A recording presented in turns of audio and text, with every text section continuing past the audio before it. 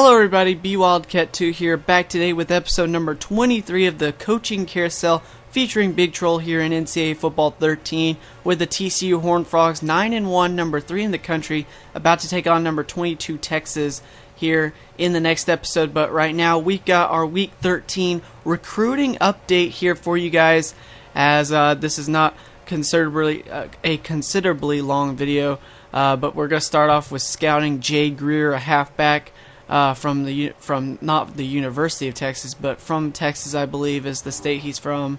We'll check it here after the scouting is done. We find out he's a 64 -2 after we got him all scouted through 45% of the way scouted. No, he's from Monroe, Louisiana. Rodgers, he's from West University, Texas. He's got us first on his board. Gonna use 30 minutes to finish up scouting on him.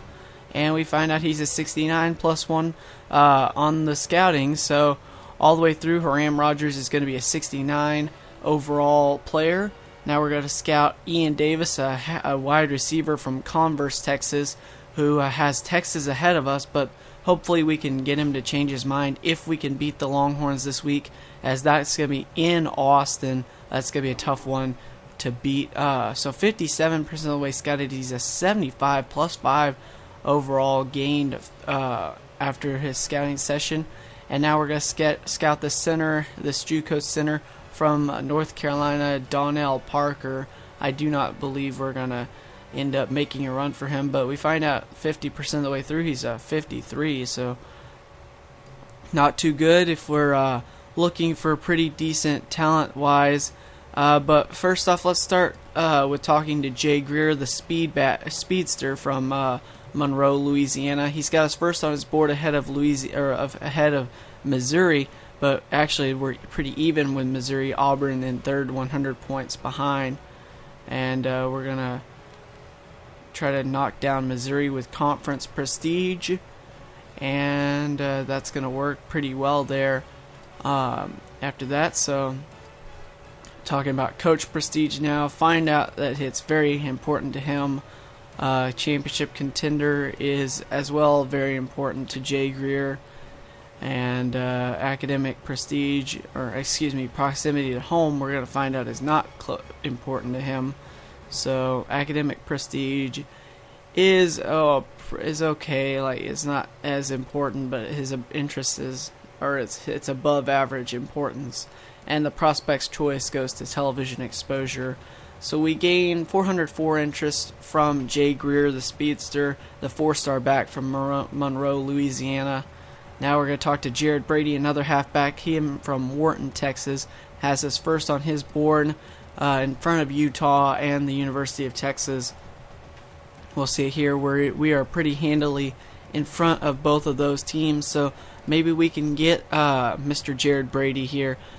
Doing some getting some pitches to go across and try to get even further ahead of these guys, and then maybe if we offer him a scholarship, he'll commit on the spot. So stadium atmosphere is average importance to him.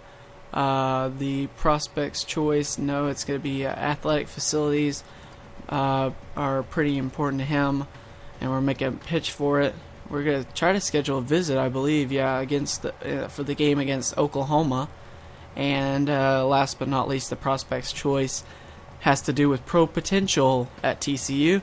So we gained 483 interest from Jared Brady, the second man we've called. So 8 more people to call in this episode.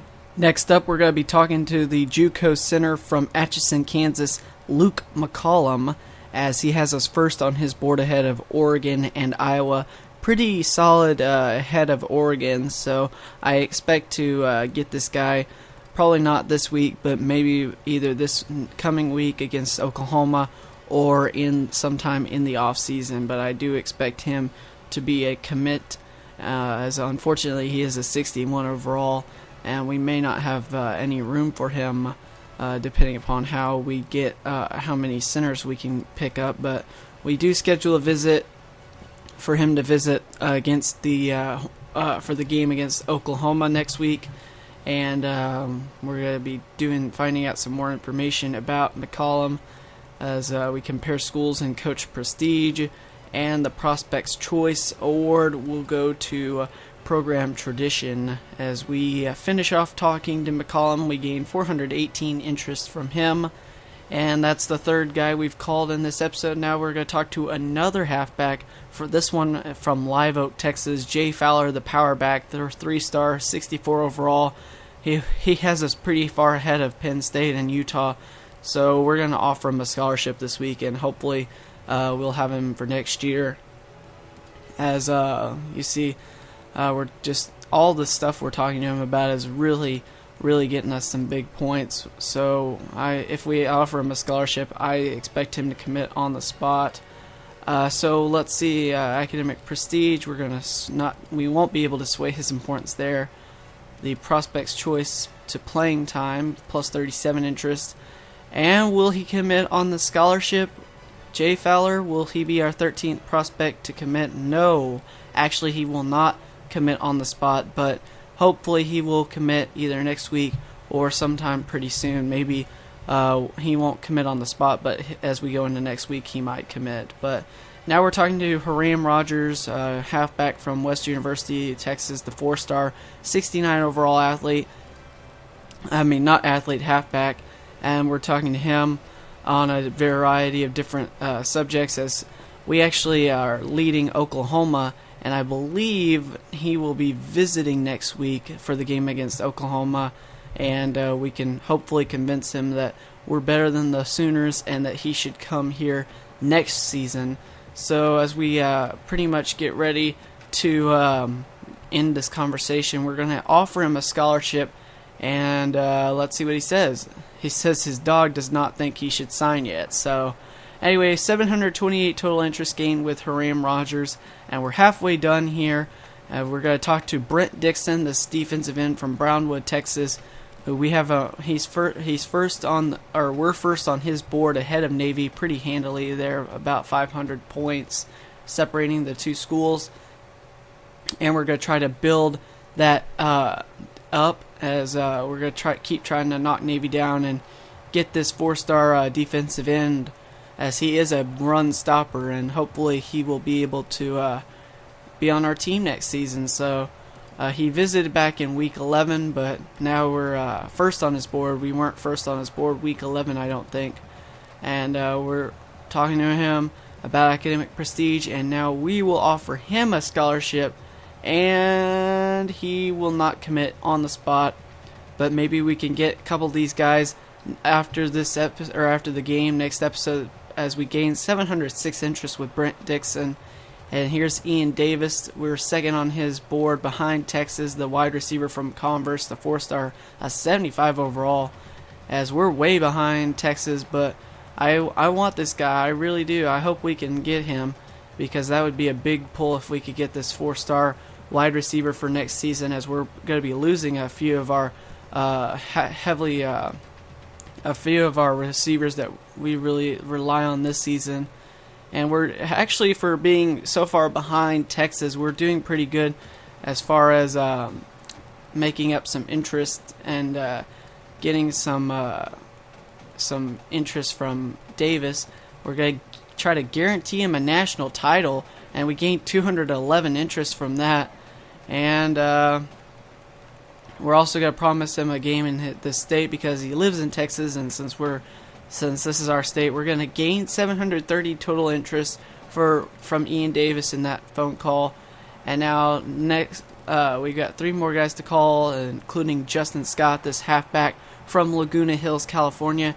We trail San Diego State on his board, but we are not too far behind, I don't believe. Oh my goodness, we gained 153 interest there on that one topic, as we're trying to knock San Diego State down and get him on the Horned Frogs next season. So as we continue on here with talking to Justin Scott, we will find out some things about academic prestige, stadium atmosphere, and then of course the Prospects Choice, which this time around Justin, his choice is television exposure. So overall with Justin Scott, we gained 432 interest, and now 2 guys are going to be called, and then that will end this video.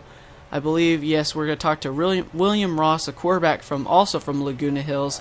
He has us third on his board behind Penn State and USC, but I believe we can turn that around, especially with how the recruits seem to hate Penn State in this game, as this would be the second, I believe, stolen away from Penn State if we could get William Ross in here. But we're doing pretty good for being so far behind with our pitches against Penn State. Championship contender now. We're going to knock them down even further, plus 81, minus 54 for them. And the fifth off stadium atmosphere is going to be above average importance to Ross. And the prospect's choice is about television and exposure again. So overall, we gain 482 interest from William Ross, and hopefully we can keep climbing on his board. But last but not least, this last guy we're going to talk to this week is a center, JUCO center from Elizabeth City, North Carolina, Donnel Parker, a 1-star 53 overall, plus 4, 50% scouted through the way. We're going to schedule a visit for the week or for the game against Oklahoma, and we're going to find some. We're going to compare ourselves to Duke and to Wake Forest and the NC State as we trail all three of those teams and trying to get this JUCO center. So I'm not really too sure why we're going into North Carolina to try to find a center, especially one that's a JUCO center, but we are. Championship contender knocks Duke down even further. And last but not least, the prospect's choice will be about pro potential. So we overall gained 347 interest with Donnel Parker, and that will wrap up episode 23, week 13 recruiting, whatever you want to call it. Next episode tomorrow will be week 13, the game against the Texas Longhorns, and it should be a good one. I hope that we have our a pretty good game against them, as we need it, as we have a few prospects that we are trailing with Texas for. So come back tomorrow for that one, and I will see you then, guys. Peace out.